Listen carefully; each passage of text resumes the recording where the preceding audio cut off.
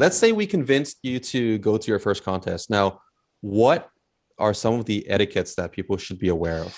The first one that pops in my mind is blue sky rule.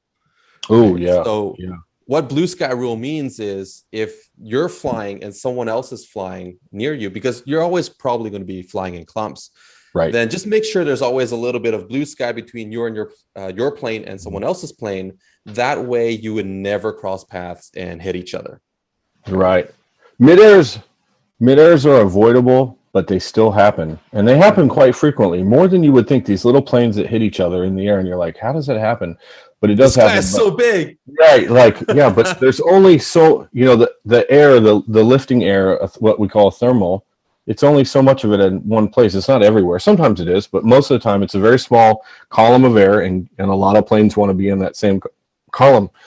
The other part of the blue sky rule is top plane decides rotation.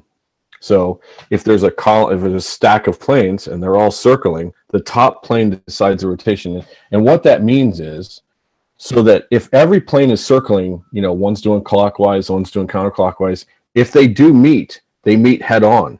And that's a really damaging, dangerous thing for these planes to hit because they're so light and fragile.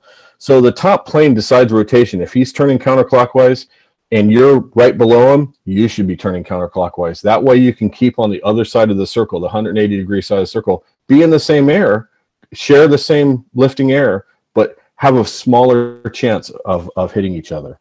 So that's one of the etiquettes. The other etiquette that I see beginner pilots do all the time is during practice. This is a big one.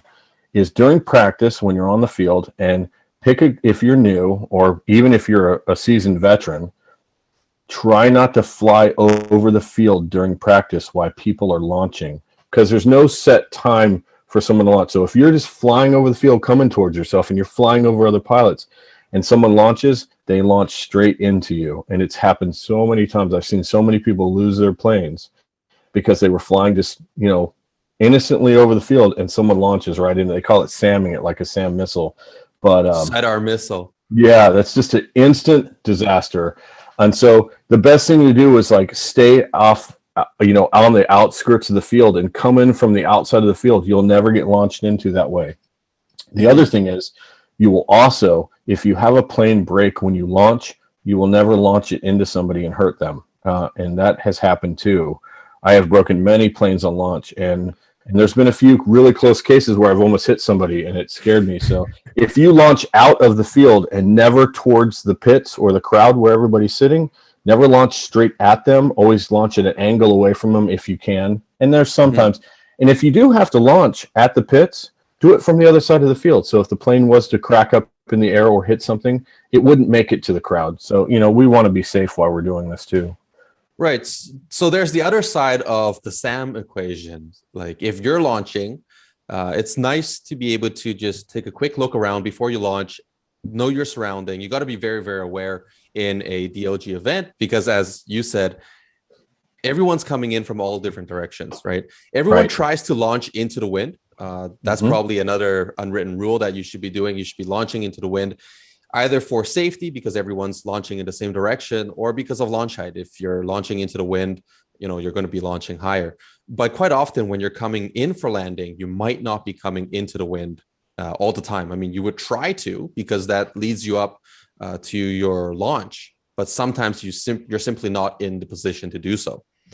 The other thing is when you're launching, as you said, if you have to launch towards the pit, maybe the wind is blowing straight from there, then just take a few steps back. Make sure, even if something does fail, you're not going to hurt someone with the plane.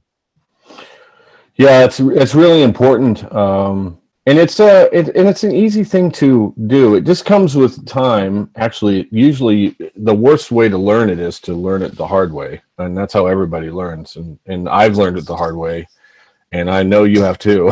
So the hard way is the expensive way, unfortunately. But it does happen. Mid-airs happen, and you do lose some planes on launch. I mean, people launch their planes with their flaps down. That's another disaster. When you're a beginner, you don't even think about it. Yeah, see how this brings up this horrible memory. But I remember I went to a contest a long time ago. It was a big one back in the day. It was called the Polecat, and it was back. I was Oh, at that's Denny. before my time. Yeah, before your time. You're And I showing your remember age. I just got a new blaster one, the old blaster, and I was so happy about it. And it was during the beginning, and I came in and I was going to try to do a quick turn. I had no business doing a quick turn, and we'll probably talk about that later. I had no business even trying, but everyone else is doing it. I can do it too, And I was just horrible. I was horrible. And I came in and I somehow got hold of the peg. I can't believe it. I caught the peg, and I'm going to turn around and rip this plane. It's going to be awesome. And my flaps are down, and I ripped it all Oh right, no. right into the dirt right in front of me, and it just splintered into glitter. I was so sad, but it was one of those learning things. So don't launch with your flaps down. It's a No. horrible thing. So yeah, and it's just when you're new, when you're a novice pilot, I would take a little more time, think about what you're doing. Like, as the plane's coming in, you'll notice that, look around, take a look. If you're a novice pilot, don't try to do the quick turnaround. Try to land it right next to you so the blade. For those who don't know what a quick turnaround is, Ooh, that's a good it's point. during an event, to minimize the amount of time that you drop that's not going to be in your score, you would catch the plane by the wingtip, and then you would launch it all in one same rotation or action. So that's what a quick turnaround is. Right. So, and lots of bad things happen when you're learning that. Lots of bad things happen. So, and still to this day, it's something I have to practice. I constantly have to practice that, because it's not like riding a bike. You get sloppy at it if you don't practice it all the time. Absolutely. And so as you practice and as the season goes on, you get better and better, and then the season ends. Because I live in Ohio and it snows. The season ends, and then in the spring I start all over again. And it's not like I lose it all, but I do lose my timing, and I lose. It's just basically you lose your timing. But yeah, it's I would say for a novice pilot, I would say try to worry about your launch is number one, your safety of your launch, and then worry about where you're going to go, and have a plan, and then start worrying about your quick turnarounds. Yeah, and when it's your first few contests, score is something you shouldn't even look at. Like, you're not there to be competitive at the very top level. You're there to really get a feel for the rhythm, meet people, learn things, and just have a good time. Right. And and keep your investment safe. That plane cost you, even if you bought a used one. They're expensive. Th're expensive. Yeah. Even a used one, is a really expensive hobby. It is expensive, but it's so fun and rewarding. To me, it's worth it. Absolutely.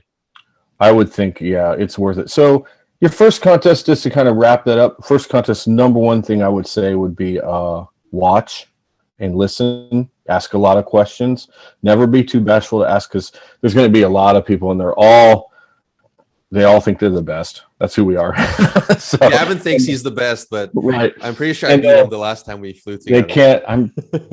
You might have. And then ask some questions, and then just listen and watch and learn. And next thing you know, you won't have to ask as many questions. But everyone's here to help. We love seeing it's such a rare kind of niche hobby that it's really neat to see someone new come into it.